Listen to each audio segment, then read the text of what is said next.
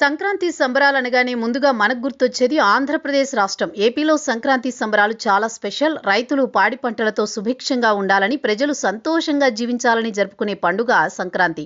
ముత్యాల ముగ్గులతో, ముంగిట గొబ్బెమ్మలతో, హరిదాసుల పాటలతో, బసవన్నల ఆటలు, కోడి పందాలు, నోరూరించే పిండి వంటలు. పండుగ అంటే ఇలా ఉండాలి అని ఆంధ్రప్రదేశ్ రాష్ట్రంలో అత్యంత ఘనంగా సంక్రాంతి జరుగుతుంది. దేశ విదేశాలలో ఎక్కడెక్కడో సెటిల్ అయిన వారంతా పండుగకు తమ సొంత ఊరికి వచ్చి తమ వాళ్ళందరినీ కలుసుకుని సంతోషంగా సంబరాలు జరుపుకుంటారు. అటువంటి సంక్రాంతి పండుగకు ఆంధ్రప్రదేశ్ రాష్ట్రం సిద్ధమవుతోంది.